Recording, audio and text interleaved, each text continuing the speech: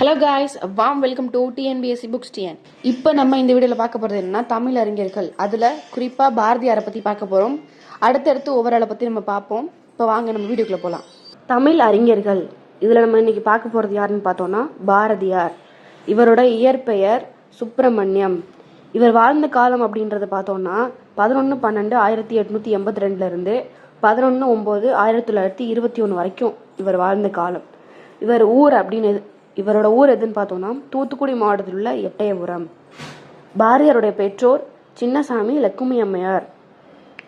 பாரதியாரோட மனைவி பேர் என்னன்னு பார்த்தோம்னா செல்லம்மாள். பாரதியாருக்குன்னு சிறப்பு பேர் இருக்கும். அதெல்லாம் என்னென்னா பாட்டுக்கோர் புலவன், நீடு துயில் நீக்க பாடி வந்த நிலா, தற்கால இலக்கியத்தின் விடிவெள்ளி, தேசிய கவி, மகாகவி, தீர்க்கதரிசி. இவரோட பணி அதாவது வேலை என்ன அப்படின்னு பார்த்தோம்னா சுதேசமித்திரன் நாளிதழில் உதவி ஆசிரியராக பணியாற்றினார்.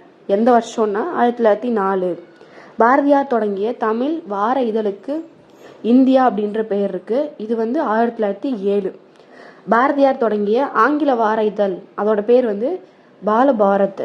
இதுவும் 1907 தான். இவர் எழுதிய நூல்கள் அப்படின்னு பார்த்தோம்னா நிறைய இருக்கு. அதுல ஒரு 3 மட்டும் கொடுத்துருக்காங்க. ஞானரதம், சந்திரிகையின் கதை, தராசு.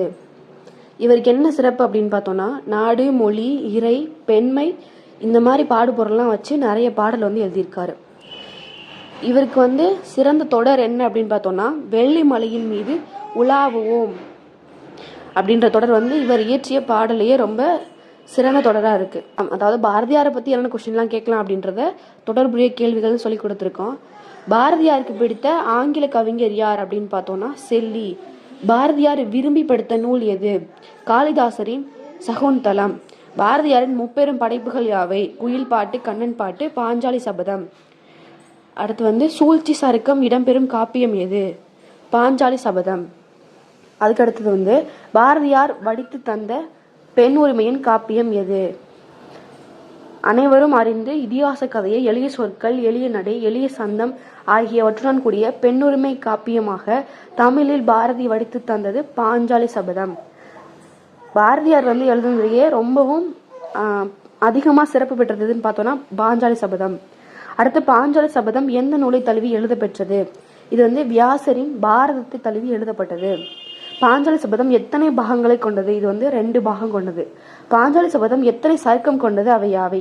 பாஞ்சாலி சபதம் 5 சருக்கங்களை கொண்டது. அது யாதுன்னு பார்த்தோம்னா சூழ்ச்சி சருக்கம், சூதாட்ட சருக்கம், அடிமை சருக்கம், துகிலுரிதல் சருக்கம், சபத சருக்கம்.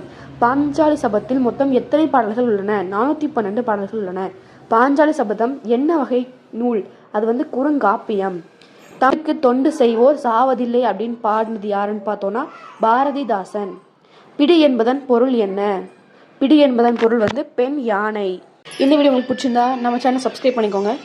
இன்ஸ்டாகிராம்லையும் டெலிகிராம்லையும் நம்ம ஃபாலோ பண்ணல அப்படின்னா டிஸ்கிரிப்ஷனில் லிங்க் கொடுத்துருக்கேன், அதையும் ஃபாலோ பண்ணிக்கோங்க.